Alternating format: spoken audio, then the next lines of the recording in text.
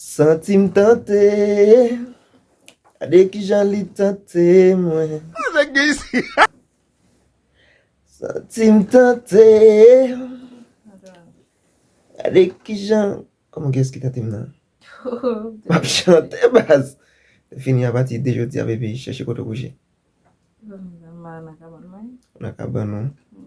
Al kouche sou lot kaban bas. Coucher sur le cabane. Ou sege Ah, bon. coucher sur le cabane, non? Wanda de... Ferme calibre. Wanda de gran moun nota yo kon di yo. Ti fia ti gason se tan kou alimet avek gaz. Sa de di de bagay sa yo pa fet pou menm kote. Mba nan bagay sa yo bebe. Cherche koto kouche apre de jodi a bas.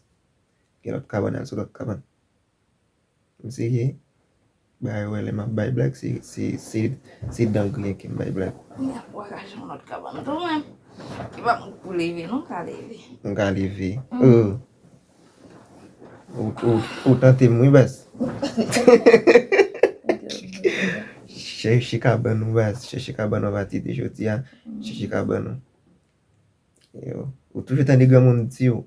Il faut que tu écoutes les grands moun. On fait gaspiller tout français mieux là.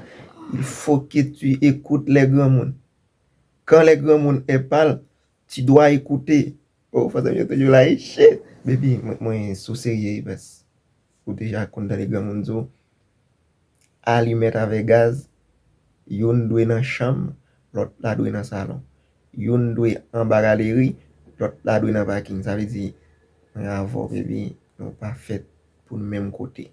Chercher koto coucher, moi-même déjà dans place moi. C'est ça. Non, baby. Auto open. Auto open. Baby. Domina yo. Et ti babou papi. Ti babou papi, baby. C'est pas pour moi non, ou fait bisou là, ou fait le téléphone. Après dia dia baby mdou, pas tante mdade. Dade.